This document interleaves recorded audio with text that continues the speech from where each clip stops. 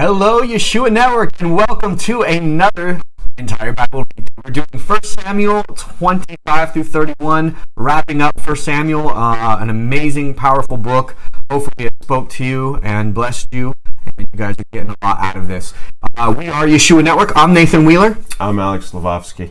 And we're running a little bit late today, but nothing unusual, just a little, waiting on the Lord and allowing everything to fall into place, sound check and all that wonderful stuff. We're going to jump right in this, guys. We're going to get going, and we just thank you guys so much. Hopefully you're having a blessed weekend. Yeshua Network is a massive blessing. If you're new to this or you're seeing this video for the first time, come check us out at facebook.com/Yeshua. We got lots of stuff you can be prayed for. You can share your testimony. You can read the Bible and hopefully have understanding. And we'll teach you all those tools and give you all the things that you need to serve and have a relationship with God, Yahweh. Amen? Amen. Amen. Does it get better than that? I don't think so, but I'm biased because I love Yeshua. So anyways, that's just me. All right, let's jump in, you guys. We got some priors, but you know what? Before we do jump in, we had some things that we didn't mention last week because we always want to give you guys, of course, the floor. It's really about you. It's about your ministry. It's about you reading the Bible. But we noticed some things didn't get brought up, and we wanted to bring that up in this one for last week's video. So at the beginning of this video, we're just going to recap last video in case you're watching these in order. And to go ahead and start, first thing that we want to point out that we found very fascinating was the one. It's obviously your turn because I'm choking on my own spit. Was it about Jonathan? And the love. The Jonathan. These verses often get misinterpreted and people kind of don't understand them because there seems to be so much connection between Jonathan and David. Yeah. And when we were reading it, it struck us, of course there would be. They both did the same thing. They both took a massive leap of faith on God, on the Lord, to go into a perilous situation and fight an unwinnable fight. And they both came out winners and they both were heroes of the day. So they both got to experience that one thing that almost nobody gets to experience. So there was an immediate fellowship. Jonathan recognized that in David, and that's why he felt his soul was connected to David, because we also discussed how, vibed about how David wasn't just born with the idea that he was going to just be so brave and take that chance in Goliath. Right. The Lord put it in him. He put him in a situation as a shepherd, and so insignificant to his family that when Samuel comes and says, "Bring me your sons," the dad doesn't even get David. He considers David so insignificant to even be worthy to even meet with Samuel that he doesn't even consider David. But God put him in that situation, not just so anybody who's not read so far. Totally. David is this shepherd, and then of course to protect the sheep, a lion and a bear come to kill the sheep. They take a little lamb, and he literally uses a sling to defend them. But it's his courage, it's his humbleness, it's his desire to do good in a humble situation, which is a struggle of his life. It's not a blessing. He wasn't a guy who was born blessed, is what Alex is recapping here. He was in a really hard, tough life and situation where he wasn't acknowledged even as a son of his own father. And maybe some of us can relate to that, where we really feel like our family doesn't love us or accept us as who we are and what we are. And then he has the skill set from that life to do what he needs to do to literally bless the entire kingdom. Sorry. Totally. I mean, what I was struck with is that David's actions leading up to the slaying of Goliath, his courage to step forward and to go fight Goliath without seemingly thinking twice about it and having no doubts about it. Right. It was kind of, for me, it sounded a lot like what Yeshua told Peter. You only know because the Father lets you. Exactly. And so, in the case of David, God had led him to see that, yes, he could win that unwinnable fight, and all he had to do was just go. Yeah. In the case of Jonathan 27 years prior to that, God did the same thing. And in fact, at that time, Saul had not yet been excommunicated, I guess to use that word, from the blessing. Right. So Jonathan would have been the next king. So Jonathan received the blessing of a king, which is, or that we've seen the judges have, that we've seen Joshua have and Moses have. he received the blessing of the leader of Israel, Yeah. which was to have this crazy courage and to go and to win. And then when Jonathan recognized that David has that too, he immediately knew that's got to be the next king, or that him and me are like on the same level. Yeah. They said that they loved each other's souls as if it was their own. Yeah. And it's kind of funny because what does Christ say? Love one another as yourself. Yep. Right? Wow. So, it's funny because everything that's in the New Testament can be found. Really, it can be. Yeah. Yeshua doesn't say anything that isn't a principle that we haven't really found in the Old Testament. It might seem new, Yeah. but you will see it. Like Jonathan and David loved each other as they loved themselves. And also the thing that he was kind of alluding to too is you get some people who say that there was homosexuality basically between the two because it says they kissed each other and things like that. To this day, there's cultures where men kiss each other. They kiss each other on the cheek. They hug each other. They cuddle even. In India and, like I said, Middle East on last video, there's men that walk down the street holding hands. But they won't walk down the street, by the way, holding hands with a woman. It's not considered culturally respectable or appropriate. So, it's just a lot of people always want to perverse something in some way, shape, or form and twist it. So we just want to say that when you come to these cultures of the old days, you actually see that they were very loving to one another. And there wasn't necessarily this manly edge to them and like, oh no, what dude, you touched my elbow, bro. Like it wasn't this kind of thing, So it's not been brought up. It wasn't brought up. But we know that somebody watching these videos, going through the series, not live, might have that question. Yeah, I mean, we wanted to at least talk about it in this video to just make sure that anybody's going through the series doesn't feel that they didn't get it answered. Yeah, you can find those kinds of interpretations on the internet all over the place. You know what I mean? There was one other thing too, that there was like a general feel for what we for had me, gathered. there was something I didn't say, which was in I think people were asking about Saul and the evil spirit coming upon him and him feeling, once the evil spirit came upon him, he would throw the spear at David, that basically... How they said an evil spirit comes from God. There's people like, oh, God doesn't have an evil spirit. God can't send an evil spirit. But the Bible clearly tells us that all the bad things come from God. Right. So that's a total contradiction, by the way, to Christianese. To what the churches teach. They teach that God is so good that literally nothing bad can ever come from God. But here's another thing too, is what we understand to be bad is not necessarily bad to God. So for instance, if we do recap Leviticus 27, 28, 29, right? So that's Leviticus 27 and then verse 28, 29. It talks about how people are redeemed in their own death. And we also take a look at how Achan, him and his whole family had to die because of their sin and because of their secrecy and because of their pride and his greed, really. His whole family paid the price. But they were all atoned for the sin. And his name was given remembrance. They call that place to this day after his name. It's not that he was no longer their brother. Yeah, it was not that he was no longer their brother or their sibling, or you get what I mean? He's not part of their family. He is. But he just had to pay a price because he sinned. And so when you see Saul and the horrible things, by the way, nobody talked about the killing of an entire Levitical priesthood. An entire village of Levites were killed by Saul because he was paranoid that they were betraying him. Then Saul dies, and his brother and his sons, are burned again, like Achan and Achan, and that matches Levitical law. So some people might be reading this, even though if you've been reading along with us, we noticed that nobody really commented on that, and so we wanted to at least point that out, that look, this is fitting God's Levitical law for redemption. Now, for atonement, right? So Christ is still everybody's Savior.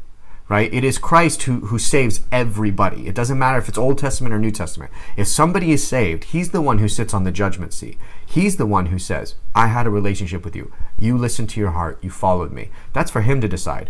Post-cross, we're extra blessed because as Saul had an anointing, where Saul was a king and prophet, right? But then he acted upon his own will and he lost that prophet side. And then he lost the anointing of kinglyship, where basically every war he went into, every battle he went into, he always won, and the people loved him. He lost that. It got transferred to David. My point is that when you are in line today with the Holy Ghost, we all get that.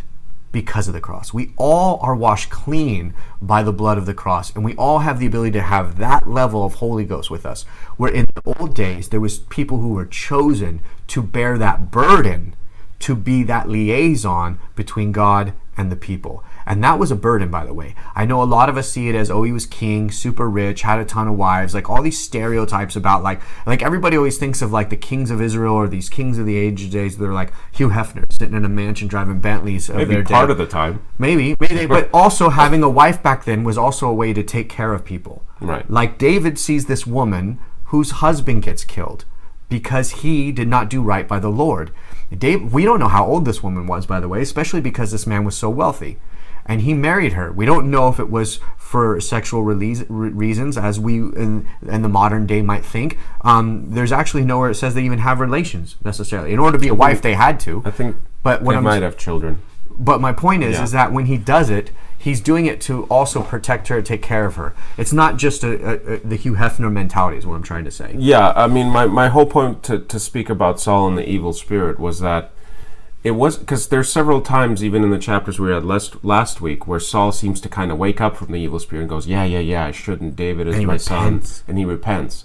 And we were saying how if he had only done that enough, he would have gotten the evil spirit. That he wouldn't have gotten the evil spirit anymore. And maybe somewhere that's true. But the point I think I missed saying in talking about that was that the Lord had already said that his kingdom and his line were going to be ripped from him. Yeah. And so every time the evil spirit shows up, it is in order to cause Saul to fall so that his kingdom and his line be ripped from him, because nobody was even thinking about dethroning Saul. There were no rivals, not even David, who was anointed, wanted to do it. So that's basically my point, is that God was fulfilling the curse that he said upon Saul, and that's why Saul seems to never be able to turn it around. Mm-hmm. So we can't even say that Saul could have tried hard enough to turn it around. Once he was cursed, it was bad news for Saul. So we don't know. Once God took his hand off of him, basically, it was kind of like there's no way for him to undo. When God says your bloodline will not be king, it's been given to another. That's done. But another thing we talked about and what you're saying, right? You can't.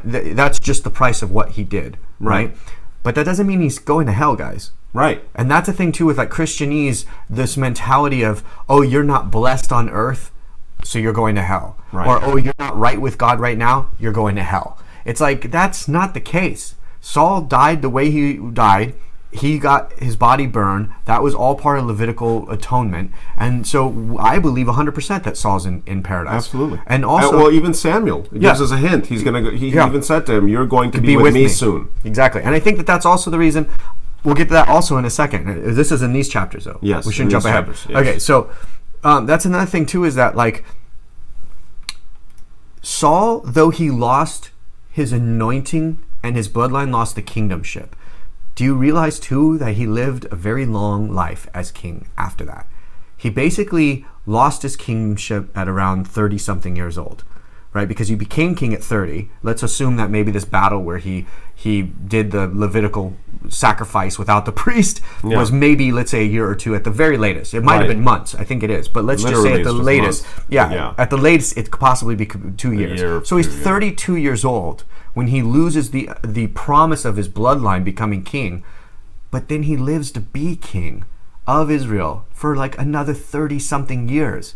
So do you see how even though the Lord had made a decision about his bloodline, Saul wasn't all of a sudden thrown in the gutter. The people didn't gather around him and stone him. He still got to live in that blessing. But it wasn't enough for him. He wasn't grateful for what the Lord had given him, and he abused it, and it made him angry, and for no reason at all, really, for no reason at all, he hated David because of his flesh, because of the whisper of a demon in his ear. And how many of us can relate to that? Me and Alex were talking about, if you think about it, be honest, I can relate to Saul a lot more than I can kind of relate to David. I can relate to Saul in the sense that, I am living in America. I might have a very humble home. I might have a very humble car. I might have very humble means. But at the same time, I'm living in America, right? I'm already one of the richest people on earth just because I'm living in one of the richest countries in the world. But how many people in America are like, I don't have the newest cell phone. I don't have the newest computer. I don't have the newest shoes. Like, dude, your shoes are like a month old. You know what I mean? Like, we complain about things and we're more like Saul, not counting our blessings and realizing we're already blessed, is what I'm trying to say.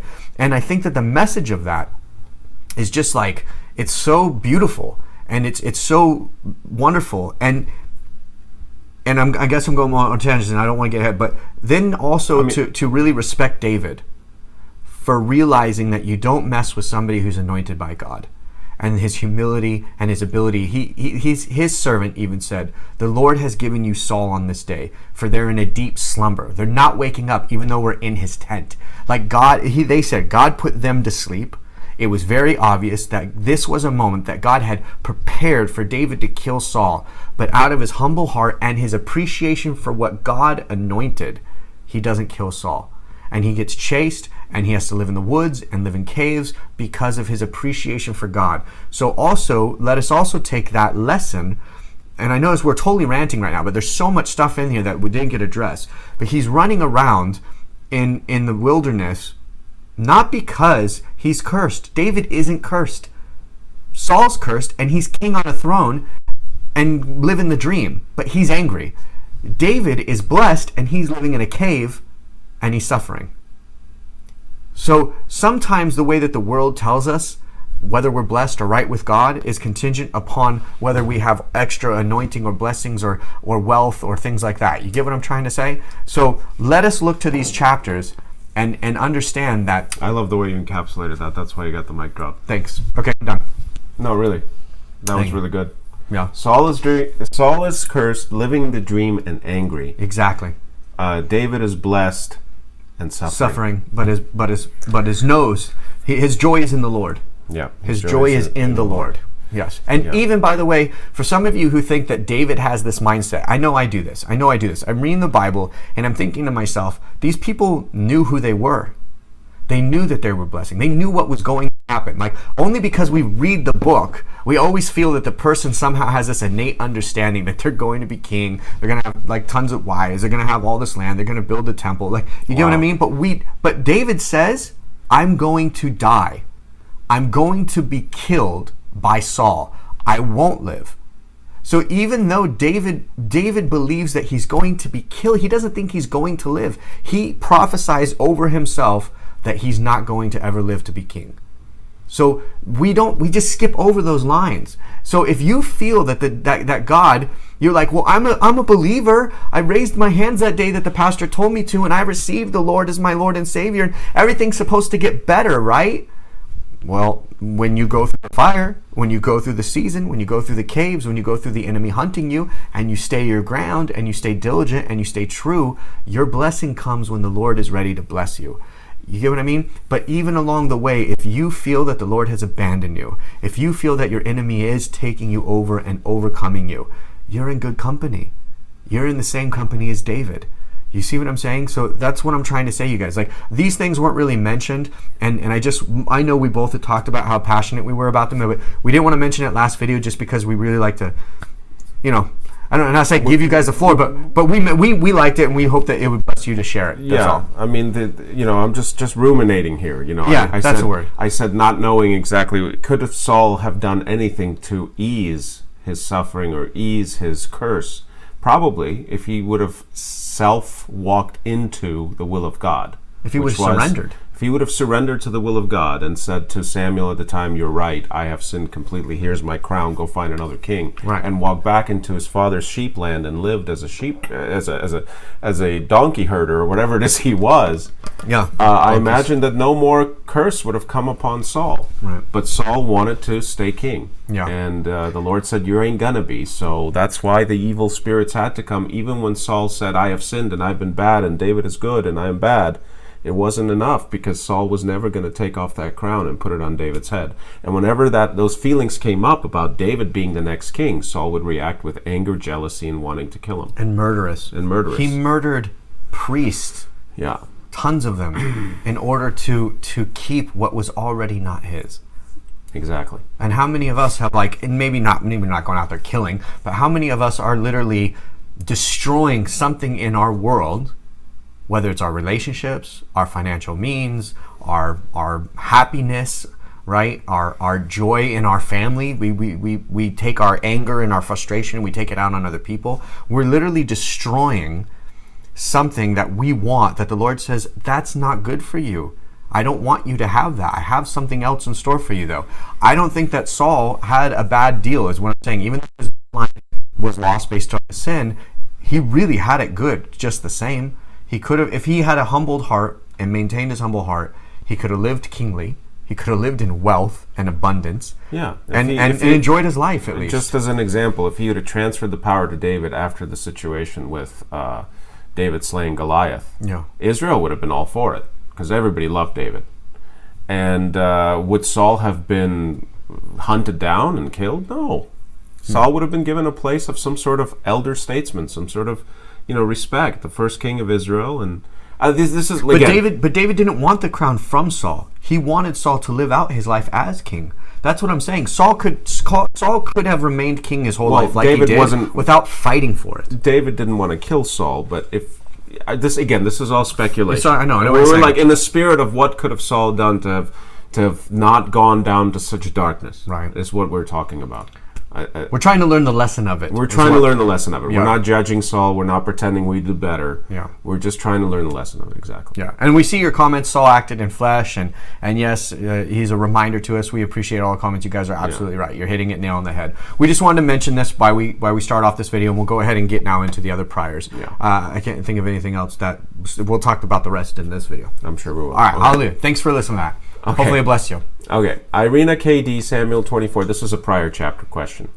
Samuel 24:12. The Lord judge between me and thee, and the Lord avenge me of thee, but mine hand shall not be upon thee, as saith the proverb of the ancients.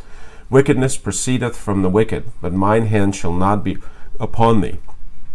That is the role for all of us to follow. Mm-hmm. Let Yahweh make the judgment. Vengeance is mine, saith the Lord. Right. And if you do look at this, when the husband, Nabal, when Nabal doesn't bless David for protecting him and so on and so forth, David doesn't have to kill him. Nabal dies a week later from the hand of God, from a stone heart, right? Exactly. And that's also, I think, another wisdom in David, is that he realized that if God wanted Saul not to be king, or he wanted Saul dead, he doesn't need David's hand to kill Saul. He is God. Exactly. God is the one who controls illness and sickness and death and all that stuff. So very, very important thing that David understood. He lived it. The delicate balance of God's judgment is so intricate and complex. We can only stab at it, and every once in a while we catch a glimpse. You know what I mean? And that's what you see in Saul. This super complicated roller coaster that he goes through of blessing and curse, of blessing and curse, and this is all in God's will again. So for us, that's why we can't even say that could Saul have acted differently. Yeah. The answer is it was never probably designed for him to act differently. He was going to live out his life in this ugly manner to fulfill all the prophecies and all the things that had to be done. Because, by the way, just because we won't mention again since it's in prior chapters, that village of Nob, that village that was next, or a little town of Levites that was next to the tabernacle at the time, that was the rest of the family of Eli. Right. And Samuel was told when he was 8 years old that Eli would be the last, or that his line would not continue. Right. So even though Saul did a horrible, evil thing, it was actually in line with God's will. In line with God's will, or God's prophecy. Yes. He knew Saul was going to do this crazy act, and he used that as the way to bring forth the justice of what they had done in defiling and blaspheming in the sanctuary. Temple. Yeah. So that's another thing. Even though I say they were priests, they weren't exactly innocent people either. But it's not that their death was worth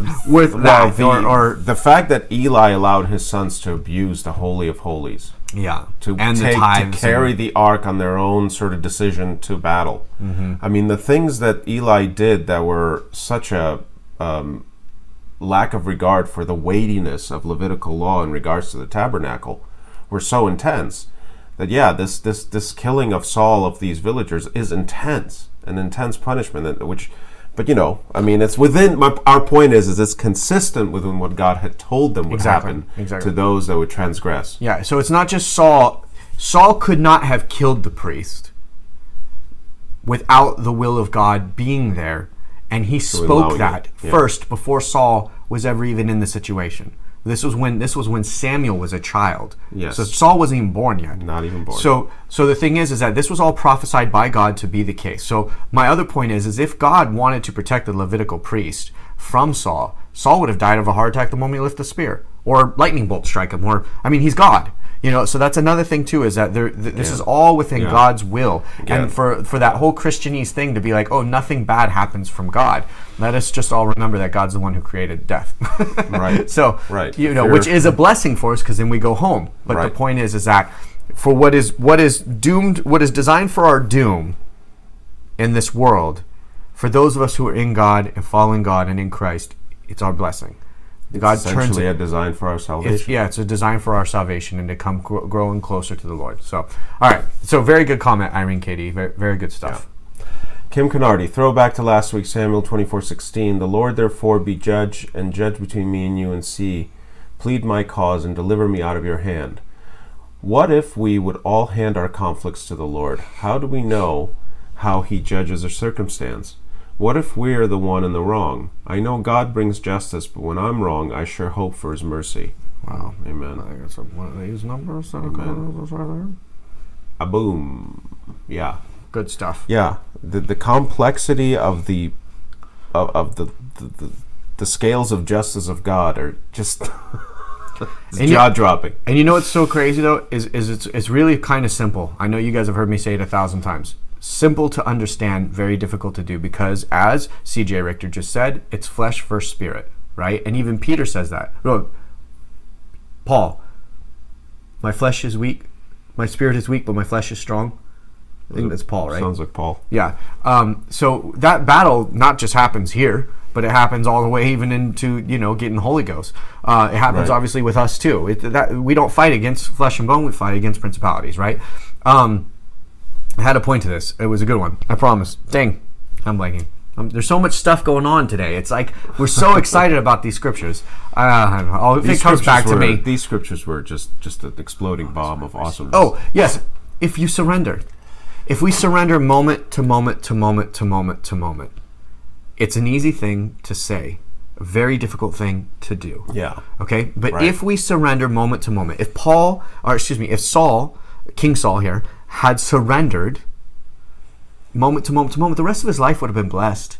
He could have had joy. He could have realized his blessings. He could have had joy in this world. Yeah. Sure, his bloodline wouldn't have gone forward, but he could rejoice in the fact that he knows the Lord. They wouldn't have gone forward as kings. That's what I'm saying. Was the curse. Yeah. Right. Yeah. His bloodline could have still gone forward. Exactly. Right. So, but it's the surrendering thing that if we just surrender, we don't have to be right.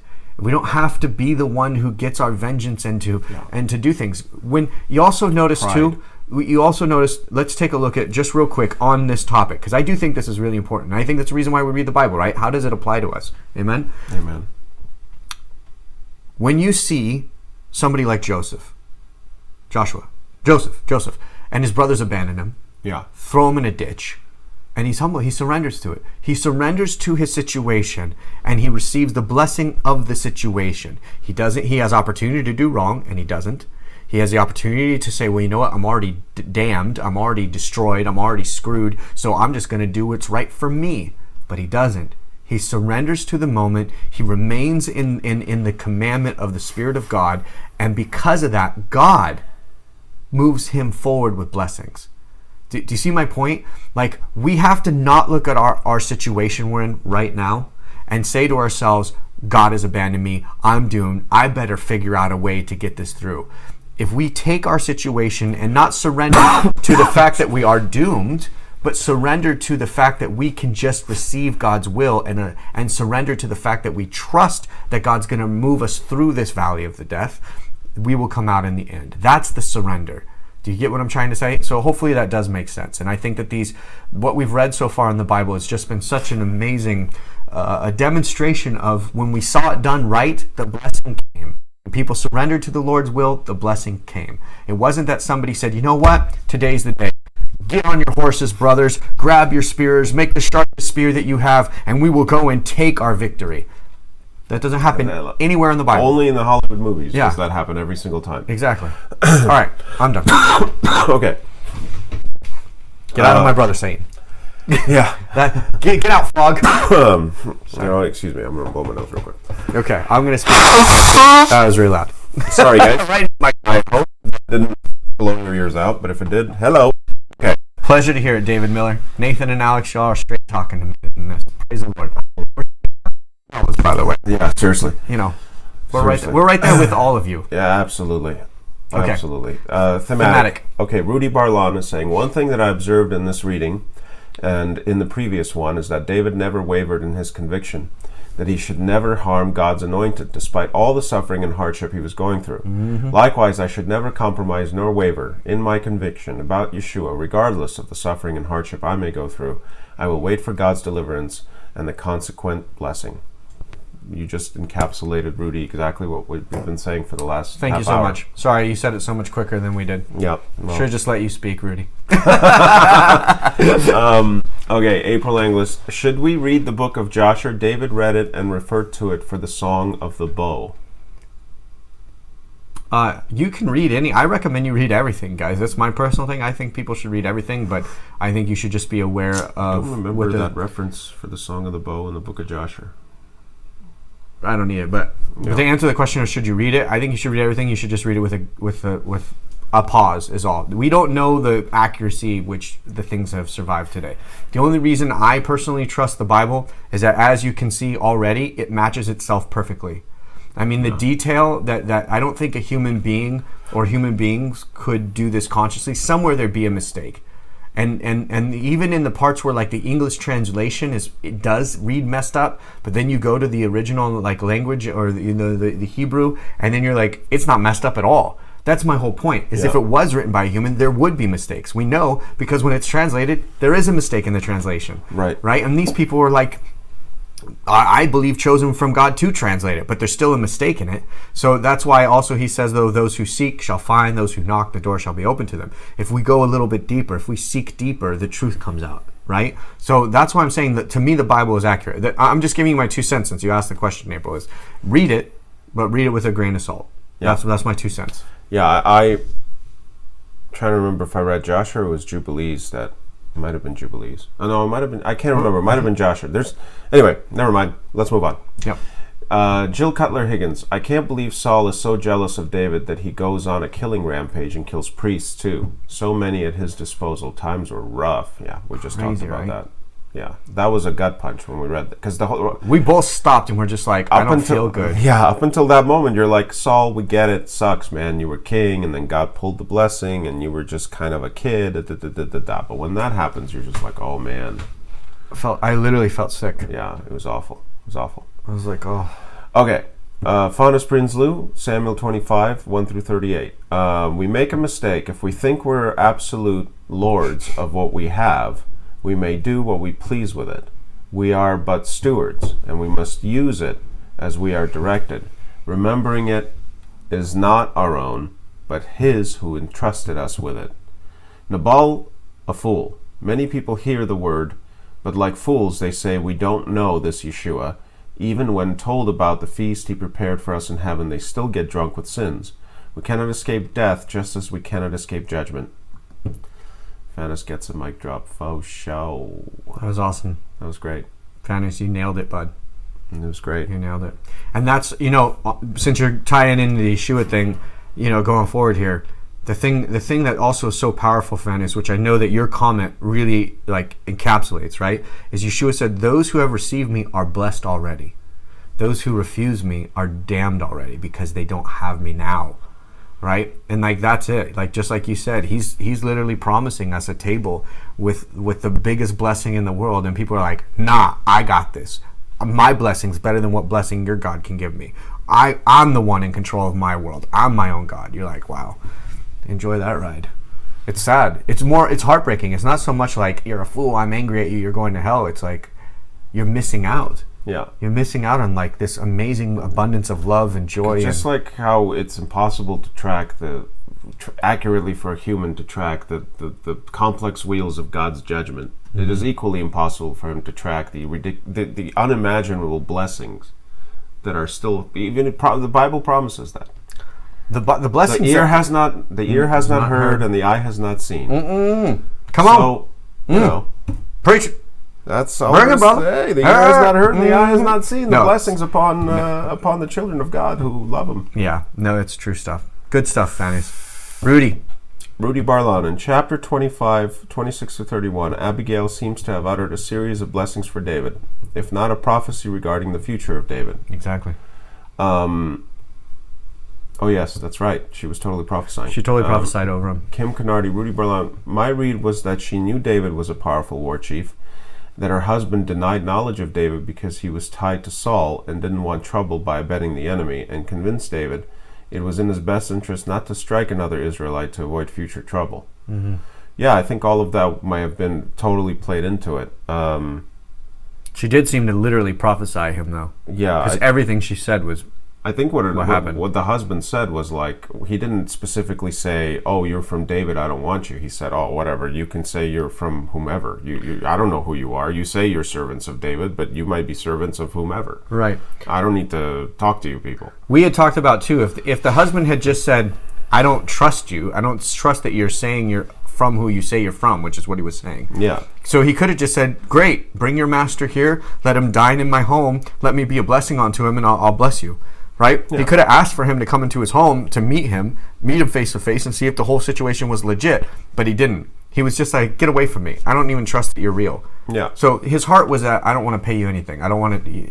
I don't have to. His real point was that he was looking for a reason not to. Exactly. And the reason was shown up for him, and he took it as fast as he could. Yeah.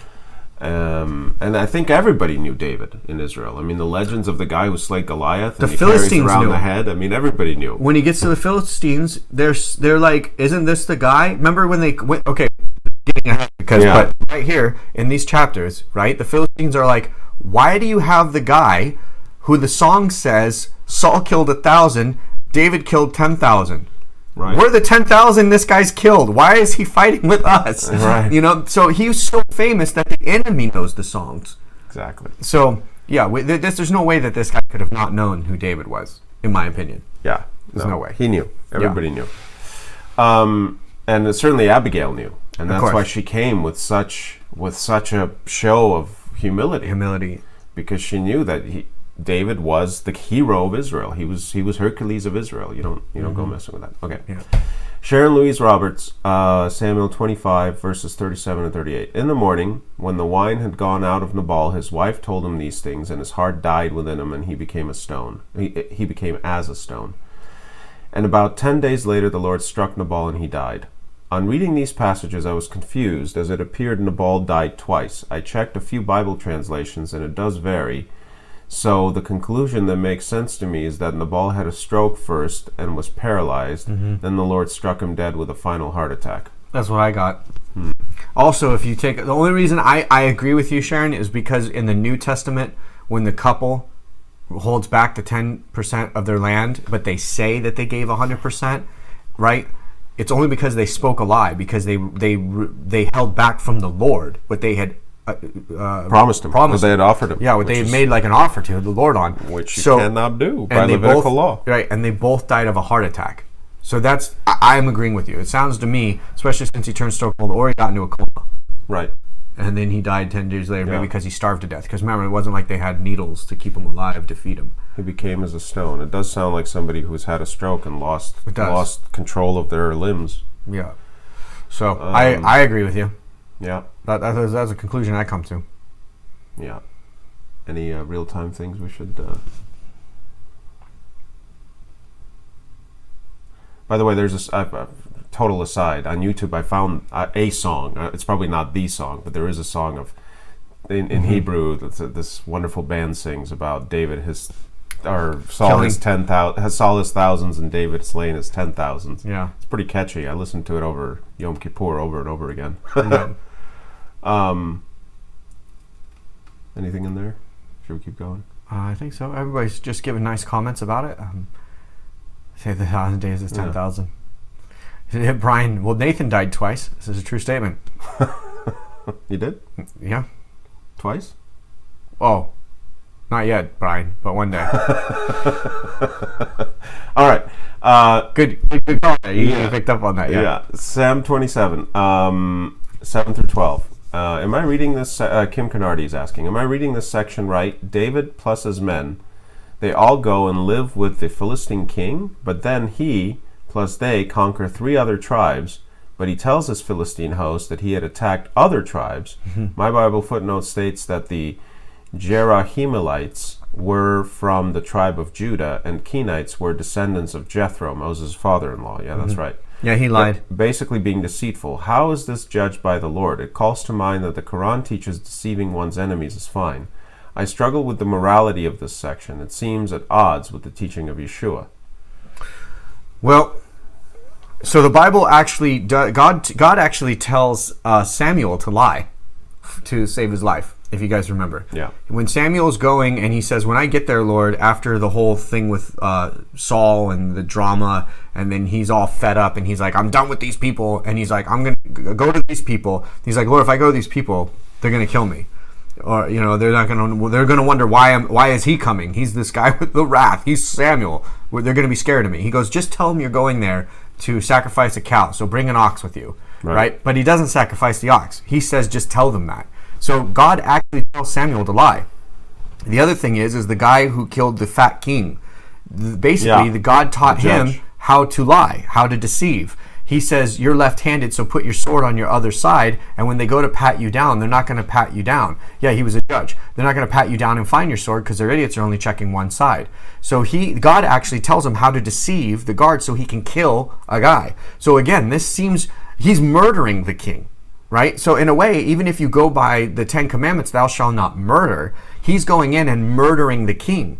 But the difference is that he's not murdering for the sake of his own greed. He's murdering to save his people. He's murdering to free his people from war. Yeah, it's a war. That's a hostile king. Exactly. It's a wartime situation. Assassin at that point. He's not. It's not even a murderer. It's more of a But soldier. I'm saying if you argued it. Yes, you can. If you argued it that way. You can't get stuck on the semantics. Semantics, thank you. You're saying. That's what I was saying. If you got caught up on it, you could totally get caught up on the semantics of it.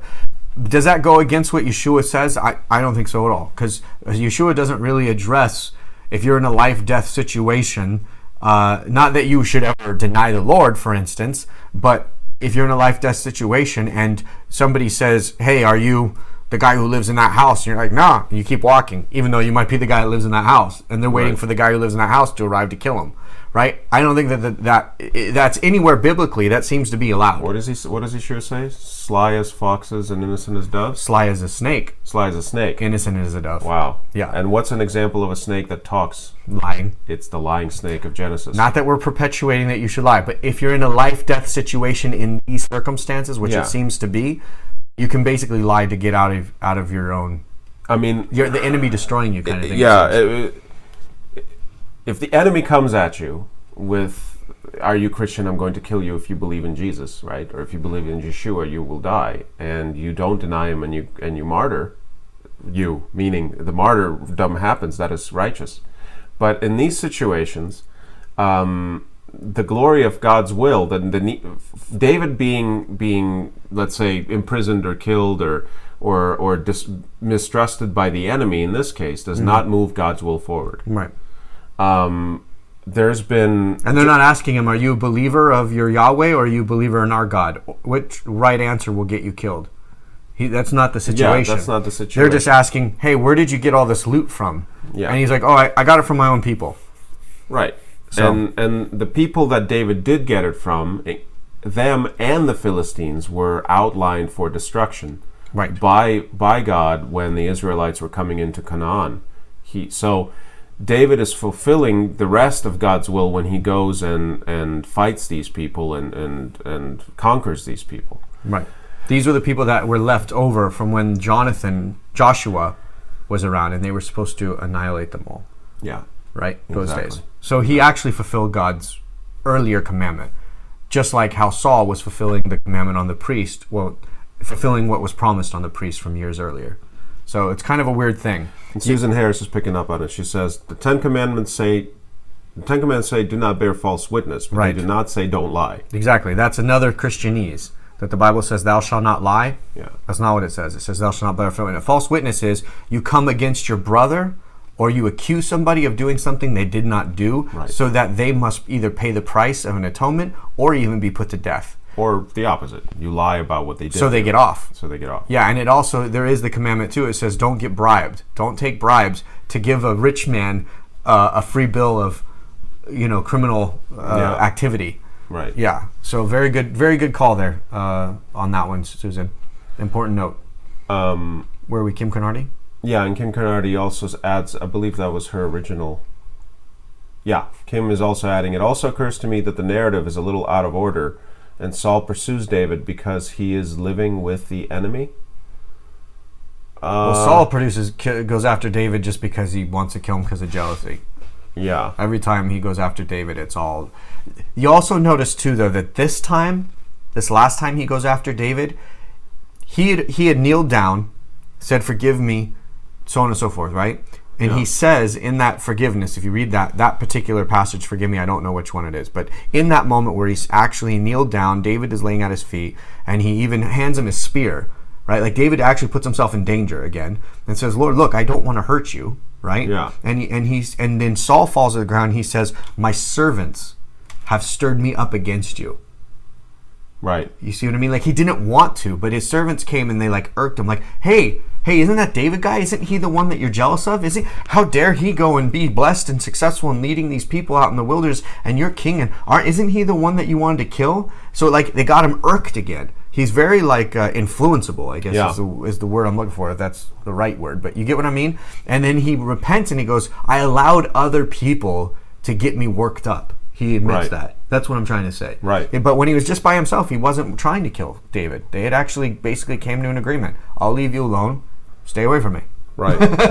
We'll leave each other alone. Just stay away from each other. And then the servant comes and gets them all irked up again. So.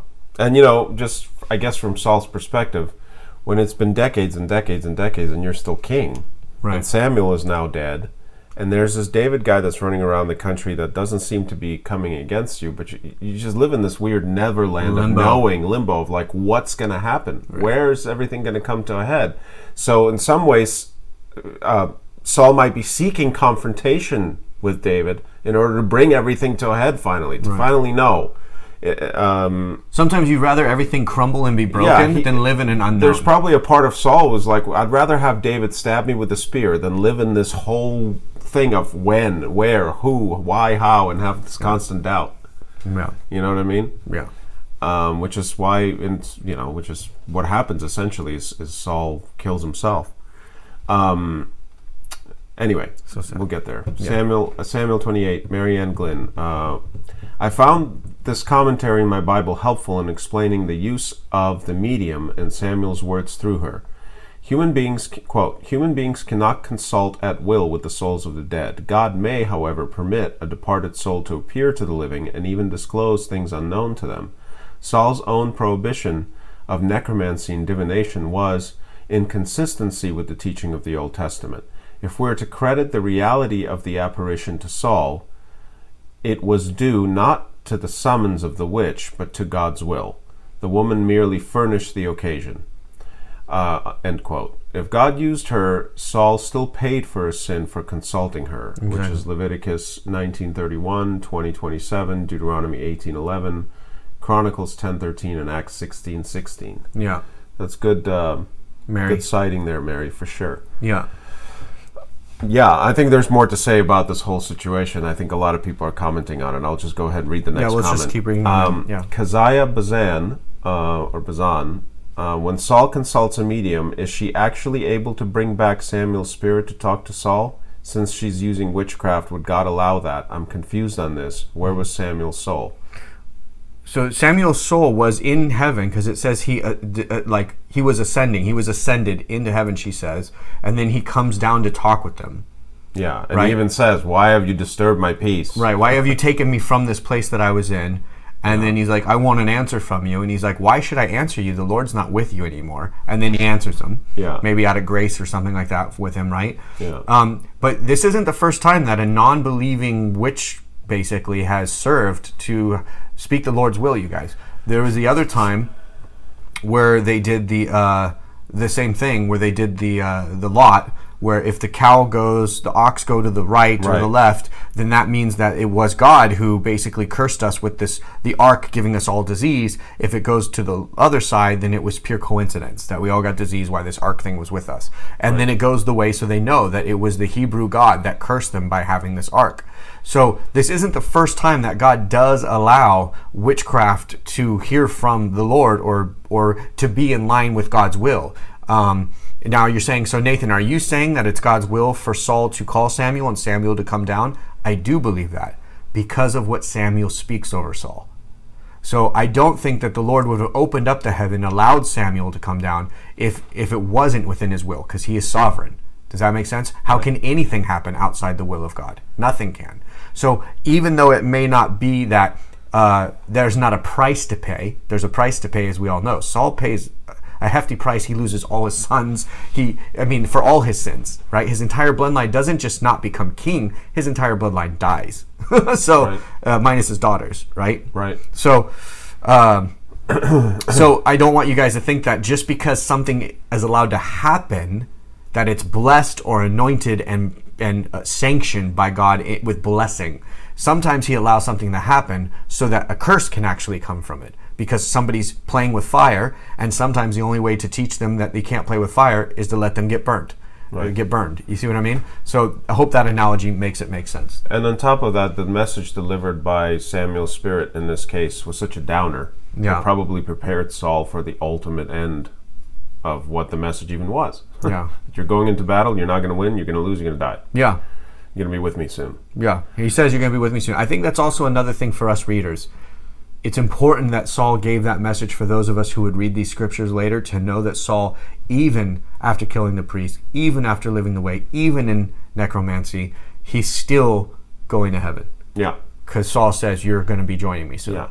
So Samuel says. Sorry, Samuel says, yeah, you're going to be joining me soon. So I think that's a very important message too, because wherever it is they're going, whether it's Sheol heaven or paradise or Sheol or a holding spot or whatever it is, they're going to be there together. Yeah. So if you don't know, Sheol is like the holding zone that the Old Testament we'll talk about. Yeah. We'll get into that as we continue to read. But there's actually Proverbs and Psalms really explain it, but that's when the poetry comes in, and then people talk about their experience and what they know about it. But that Sheol is what they call like the place after death, and that's actually what Sheol means. It means below, under the earth, and also the afterlife. Right. So, in case I know some people don't know what Sheol is, or Sheol, however you want to say it. Brandy saying, no, God isn't a puppet master. Nope. He's not a puppet master. We agree, but I don't know if that's a response to something you may have perceived as saying that he was, or you're just in agreement with us. I don't know. Well, everything is in his will, but that doesn't mean that he's a puppet master. Yeah. Just because we have free will doesn't mean our free will overrides his will. You get what I'm saying? I know it's a little complicated sometimes, I understand, but that doesn't mean that he's a puppet master, no. Right. Okay. Kazabazan. Kazabazan. Oh, did we just do that? Kind of cool name. We did. Okay, vice versa. Samuel 28. Wait, we did Kazabazan? We did. We did. That was the... Yeah, we just did that. Okay. Samuel 28:7. What is a familiar spirit? Oh, a ghost of a person you know. Is it kind of like a spirit that like just hangs out and gives you answers? No, somebody you know, familiar. It's a medium. Because another name for familiar that I remember from playing Dungeons and Dragons as a kid, it was like an animal that was always with you, or a creature that was like your pet, or you're bound to you somehow. So is that like a spirit that's bound to you, or is it literally some relative? I don't know if it's a relative, because that means blood. Like if I had a friend that died and I went to a medium, right? The medium could tap into my friend, and then the medium could speak to me the message from my friend. Because this person's really a medium. So they're saying, I remember later reading in the Bible about anybody who has a familiar spirit is, expelled.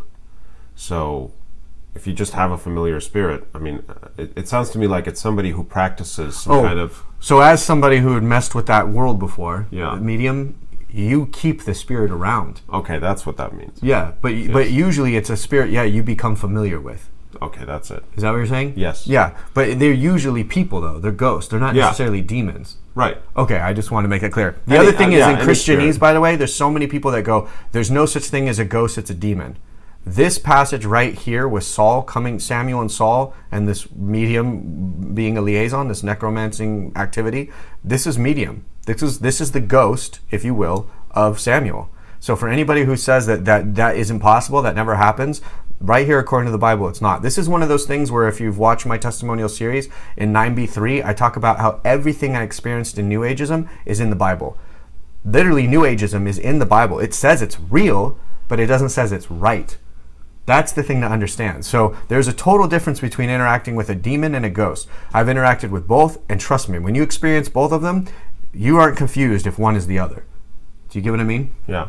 So this is the ghost, and that would be a familiar spirit. But mediums keep around this familiar spirit, which is the ghost of somebody usually. Can they tap into demons? Yes, but that's like witchcraft. Right. You see the difference? Yeah. Okay. Do you guys see a difference? Hopefully that makes sense. Sorry. Brandy said, God is sovereign, but he's not the author of all things. God desires none would perish, but many perish. Yes. Right. We're in It's agreement. still sovereignty, though. Yeah. So what He allows people to perish. Right. So if somebody's... So God is so sovereign that he could stop it is also the point. That's what we're saying. Yeah. So God could stop the perishing. He could do all the things. He could in an instant make all bad things disappear. He obviously doesn't do it for a reason. Right. But that's what we're trying to say, that when bad things happen, they're out within his will. It doesn't mean he's the author. You're right. Mm-hmm. But it does mean that those things will continue the story that he's telling. Those things will continue the arc of what he's doing. Because... Yeah. Brian has another good. She says, familiar spirit could be you are comfortable with the evil that surrounds you. Just a small understanding. I agree it could be. I think, though, when you're messing with demonic energies, because remember when the man who has the demonic spirit, they say it's a demonic spirit. Yeah. When he says he has a spirit in him, he's a demonic spirit. It defines it. Remember the one they cast out with the pigs? Yes. Okay. So my point is, right? If it's demonic, we know that they're demonic. It's not familiar. So all I'm saying is, I believe that familiar spirit would be the ghost of a person. Yeah, a familiar spirit is somebody who helps you out. But I think it is somebody who is frequent with that person. Mediums have frequent spirits that they deal with. So maybe that's the reason for the term familiar, is because there's a ghost that hangs around them. But I just want to define that. I believe, based upon verbiage both in biblical and in witchcraft and medium practices, that they define the difference between a demonic spirit and a ghost. That's all I'm trying to say. And a ghost would be from a human who once lived. And it can be ancient. They can be old. You can have a ghost of an ancient person. But I'm just saying that in my experience, there's a difference between a devil and a human ghost. Because in Christianese, there's so many churches and believers out there that say, oh, you never see a ghost of a person. You're never interacting with the ghost of a person. It's a demon. And I'm like, well, obviously you've never seen one. Because you wouldn't say that you'd seen one. You know what I mean? If a demon's in my room or a ghost is in my room, I'm like, you get to let one stay. This is not a choice. You know what I mean? This is a game show. I'm going with curtain number 2. Sorry, go ahead. Yeah, so you're basically saying that a familiar spirit is not necessarily a demon, or likely not a demon. It is more likely an actual spirit of a human that has a connection with you and is willing to relay information to you. Yes. So vice versa, you're asking another question I know probably 100 people are going to ask, which is great. I thought when you die, you go to heaven or hell. How can you stay on earth after death? He didn't stay on earth. They get called. So just as that there's like a portal, or there's like a way for the opening to happen. Like the movie Ghost. Like the movie Ghost, yeah. There's a way that these things can basically be broken. And the ghost is not happy, right? So in this situation, and somebody who is a medium, a lot of mediums only help ghosts go home. They guide them home. They say, listen, you can't stay around where you're at. You can't stay where you're at. Something either went wrong in their death, something is hooking them to the earth, or somebody called them, like this woman did necromancy kind of thing. So this is not that a dead person rose, but their dead person's soul was called upon. And then he says, well, you're bringing me down against my will. You see what I'm saying? So there are spiritual things that honestly, you guys, we really don't know. And it's not the kind of, like if the Bible wanted us to know how to do this, it would teach us how to do it. But it says, don't do this. And I believe that it was the devil, or it is demons that throughout history have taught men how to open up these portholes, or how to evoke these opportunities for these spirits to come in and interact with us. And that's why the Bible says, don't be a medium, don't mess with mediums, don't talk to the dead. They even say that in the New Testament. Don't talk to the dead. And it's funny because I always say, when people go, oh, you can't talk to the dead, you're not seeing a ghost. I'm like, it doesn't say you can't. It says don't, which tells you you can. Right, exactly. Yeah. The prohibition statement means that you can, you can, but don't do it. Yeah. I know we're going on tangents, but if we're going to explain this, it's good, I think. Joe Rendon, I just wanted to read your comment real quick. One time I called a psychic, and the first thing she said was, "Why are you not reading your Bible?" Paid $1.99 a minute to be extorted. They do have pieces of truth. Yes, they do. They do. There's things that there's no way they could know, unless there was some spirit telling them something. Yeah. But it doesn't mean that the information is of God. And that's also what I say too. That's the difference between a prophet and a psychic or a medium, is that a prophet only hears and only shares the word of God. And they don't exchange that for money. They exchange it because the Lord has commanded to give it. All the other ones exchange it for some kind of service or compensation because it's their own gift, it's their own talent, it's their own activity. So they basically hold it ransom. You get 15 minutes, you get an hour for this amount of money. You want more? Give me more money. If it was from God, you would give it regardless whether you want to or not. Notice no prophet ever got paid to deliver a message from God. True that. Good stuff. Marianne Meston is saying, I was told a familiar spirit was like when one dies, don't touch dead bodies because we carry familiar spirit. In families, could transfer to another member of the family. Well, in the old days, when somebody died, you'd have to carry the body. But that's why the Bible gives us a way to clean ourselves afterwards. And I don't know if that was just disease, but I believe it's also there's a spiritual to it. Sure, of course. Do you get what I mean? I guess, yeah. I don't know if you would suddenly, if you touch the dead body, that suddenly that person's spirit was now going to be familiar or tied in with you somehow. Yeah. If that's what you're saying, Mary, I don't know if that's the case, but... Well, if it would be, then every single guy who's in war who's ever picked up their dead buddy's body, they would all have their buddies with them. Yeah. You know what I mean? Just kind of, wow. Yeah. I don't know. That's my 2 cents on it. How do we really know? Exactly. All right. There's lots of wonderful comments. Let's keep going so we don't get so we actually finish this. Yeah. Yeah. Look into it more, guys, if you want. So, and I know as we read the Bible, it will give us more understanding as we continue to read. Word. So, vice versa continues. Samuel 28:12. Does this mean ghosts are real? Most Christians say ghosts are not real; that they are just demons pretending to be people who have passed on. See. And I think we've tackled the question. Yeah. April Inglis in Samuel 28. And Saul sought a medium. She called him up. It seems very easy to call a spirit up by just calling the thing. By just calling the thing is when we grieve and cry out for our loved ones and we need them. How is it different from what the medium did, which is against God's law? I know it was an intentional thing the medium did, seeking Saul. Was it because she wanted to ask questions of him? You mean seeking Samuel? Yeah. Was it because she asked questions of him? In my experience, you had to do stuff, guys. You weren't just like praying to them, be like, Saul, hi, where are you? I know we see that in the movies, but in all reality, in order for a witch or a medium to like really be like in tuned, there's practices that you either have to open up so that you can have that ability, if you want to call it that, or you have to create a porthole. And this woman was a sorcerer, right? Is that what we called her? Or a medium or whatever. Yeah. I think that she was meddling with some necromancer. Yeah. So she was definitely doing stuff in order to be capable of this. She wasn't just anybody. Yeah, she wasn't just anybody. If that was the case, Saul himself could have said, Samuel! Yeah, come down. Come talk to me! But he had to go to this woman because you could say in your mind, like a movie, she has the gift. But a lot of these people who have the gift also have to perform rituals and do things and it's not good. And obviously the Bible would not tell us what she would do in that circumstance because he doesn't want us to perpetuate or practice it or try it.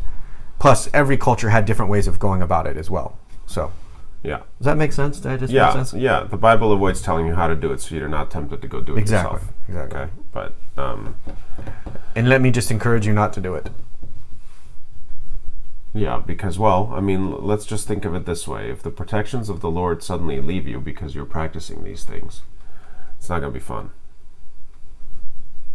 I had a whole bunch of stuff in my room when I was younger, and it was not fun. It was bad news, dude. You guys know that story, though. Yeah. So, go ahead. Rudy Barlon, one thing that I don't know what to think of is how the medium from Endor was able to call out the spirit of Samuel and Saul was able to speak to him again. I don't understand how Samuel, a prophet of God, could obey the medium. It seems like the spirit of Samuel submitted to the authority of the medium. I would like to know your comment regarding this. Well, I mean, Endor is a very special moon, and there's lots of furry little creatures on it. Star Wars reference. I honestly believe, too, you guys, that there's God's will has to be a part of it. You can't do it unless God allows it, and I believe that the message that Samuel brought Saul was part of God's will. Yeah. And also for those of us who would read the Bible today, the message that Samuel gives Saul really is almost a message to us. You get what I mean? So that we know that even Saul and all his mistakes was still considered among God's tribe and still considered one of God's people. And then you look at the Levitical law, you look at that, how he died, they burned his body.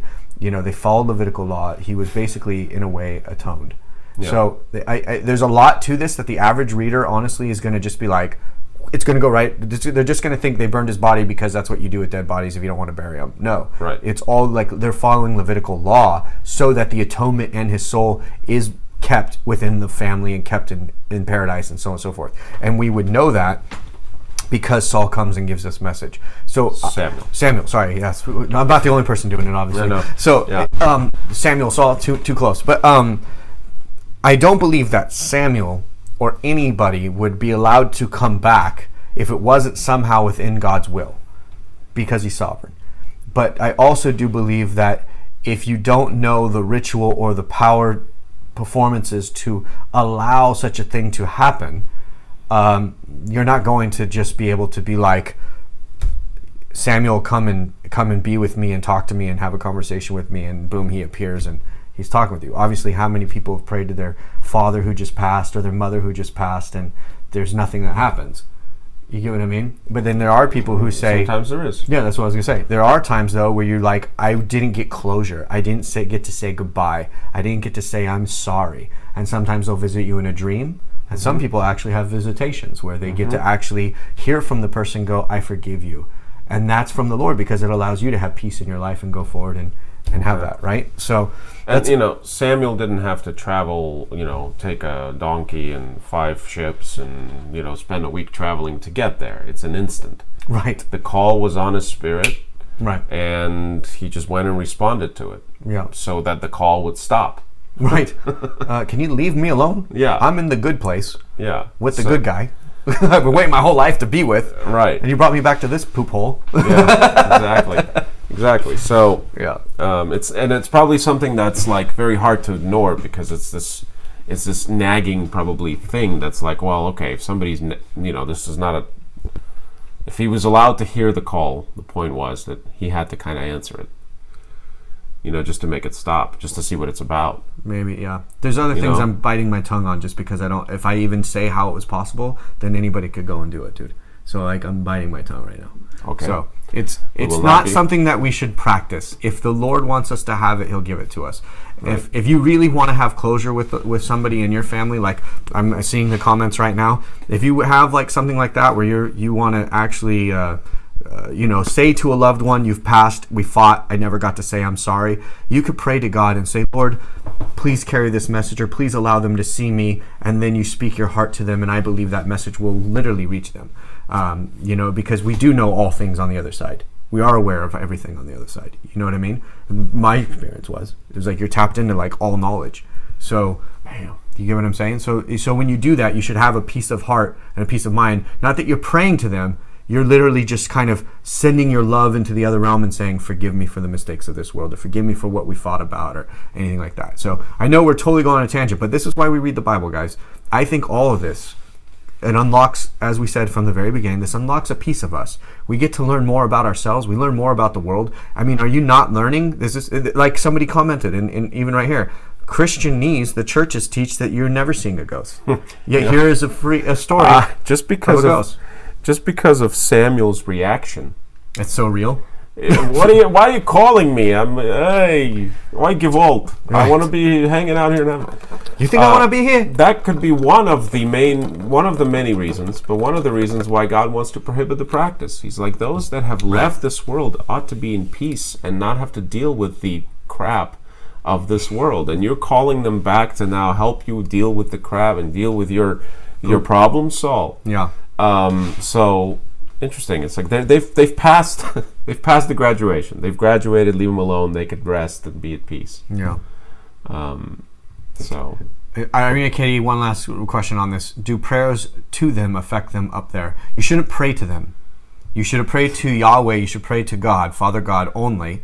But you should pray to Father God that they would see your heart, or if you have a forgiveness, or you forgive them, or you ask them. Either way, like if that's the struggle, you should pray only to God to basically deliver the message for you. Don't try to pray directly to them, because then you're basically beginning the process of dealing with medium or necromancy kind of activity. You should only ever pray to the Father. And this is really weird what I'm going to say, but hopefully you guys will get this. Father God is alive in all realms, where our family isn't. Do you understand? So we're not to pray to the dead. And Yeshua even says, leave the dead for themselves. They have nothing to do with the living. Let them go. And like that seems really harsh, but it's only because Yeshua understands that the dead are fine where they're at. And as somebody who has obviously been to the other side, honestly, everything is basically washed away. Like at least for if it goes to the positive place, I'm just going to say, because that's all I experienced. But there's no such thing as grudge. There's no such thing as resentment. There's no such thing as unforgiveness. There's nothing negative in you whatsoever. It's basically like it sounds cliche, but I'm just telling you all the truth. It's all bliss. It's all bliss. You realize that you're being a human. Human activity is human.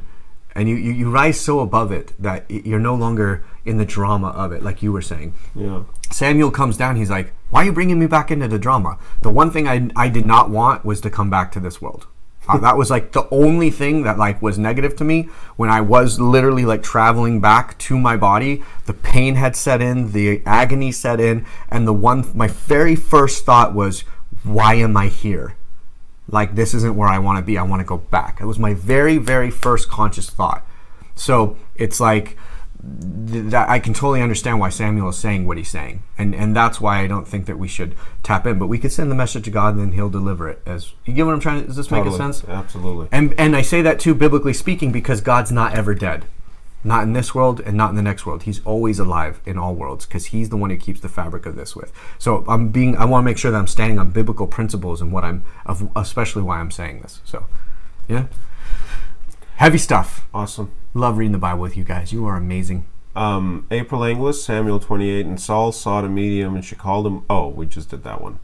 Yes. Okay. Rudy Barlon. One thing that I don't know what to think of is how the medium from Endor was able to call out the spirit of Samuel and Saul was able to talk to him again. I don't understand how Samuel, a prophet of God, would obey the medium. It seems like the Samuel... Oh, we just read that. One. Sorry. So I don't think he's obeying the medium. I think he's really... I honestly think that the Lord used that as a way to fulfill one last nudge to Samuel. There might be some mechanism in which he just gets a call. Right. It's like a call on your cell phone. You're not obeying someone when you answer the call. Right. But if the call is going to keep coming, eventually you're going to want to... What?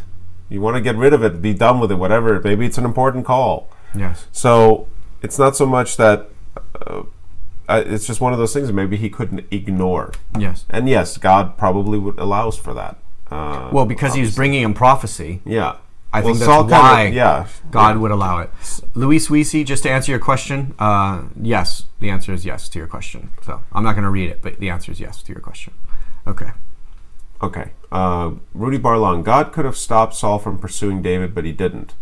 Could God be testing David and or be giving Saul a chance to repent? It seems like when David's deliverance was getting near, Saul's sins had also reached their fullness, especially when he consulted the medium from Endor, that every kind of people he had expelled, which reminds me of 2 Peter 2:22.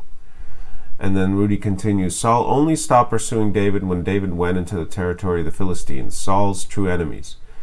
Two enemies of his, one pseudo-enemy and the other the true enemy, seemed to have become allies. He was defeated by his true enemies because his attention was diverted to David, his pseudo-enemy. Like Saul, sometimes we focus on our pseudo-enemy rather than our true enemy. For our struggle is not against flesh and blood, but against the rulers and against authorities and against the powers of this dark world and against spiritual forces of evil in the heavenly realms. Ephesians 6:12. Bam, Rudy. That's all I gotta say about that. Mic drop. Yeah, yep. Nail on head on that one. House divided cannot stand. Amen. Amen. Okay. All right. Is this like the best Bible read through ever? Listen, man, I'm blessed to be only experiencing this. I know. I can't imagine. Spoiled. I'm so spoiled. You're like the most spoiled Jew I know. I is. When it comes to the Bible, I must be. Gosh. And we're spoiled to have you. Oh, see what I did there? I went sweet for a second. It'll never happen again. Oh, yes. I'm dripping with honey and milk. Okay. All right. Fanus Prinsloo, Samuel 28:16. Then said Samuel, Wherefore then dost thou ask me, seeing the Lord is departed from thee, and is become thine enemy? It seems to be a common practice for people and even world leaders to ask fortune tellers and witches about the future. What they don't realize, even if they are told the future correctly, they cannot change it no matter what they do. Oh. I think it's just they want a peace of mind. They want a peace of mind to believe that there's a hope or something. Yeah. That they're going to somehow win, and the Lord is somehow with them, even though He's not talking to them. Exactly. That's a hard place to be. Tough. Super tough. We can all relate, I'm sure. There's been times where we thought, we could use some peace of mind, some understanding, and we all reach for the tarot deck or something. I mean, I know for me, I'd rather know the demise is coming than to be in limbo. To me, the limbo is worse hell than being destroyed. Truly. I'd rather know that the destroying is coming than be in the limbo of wondering, is it coming? So the temptation there is that. You know what I mean? So I can see why they have this desire to just tell me. I can't take it anymore. Yeah. Especially if you're like a leader who thinks you should have everything you want. Yeah, and you have to go out to battle and fight with swords and knives and spears and arrows. Yeah. You want to know it's going to go well, or you want to know how it's going to go, or you hope it's going to go well, and you're going to be told that it's going to go well, so you can go with a glad and happy, faithful heart. Anyway. Keziah Bazan, man, that name's so cool. That's so cool. Samuel 28:19. Moreover, the Lord will also deliver Israel with thee into the hand of the Philistines, and tomorrow shalt thou and thy sons be with me.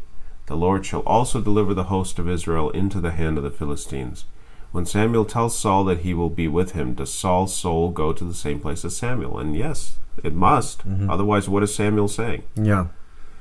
Even though Sheol is like a holding zone, and we will learn more about Sheol, for some people it is hellish, and for some people it is paradise-ish, and for some people it's a mix of both.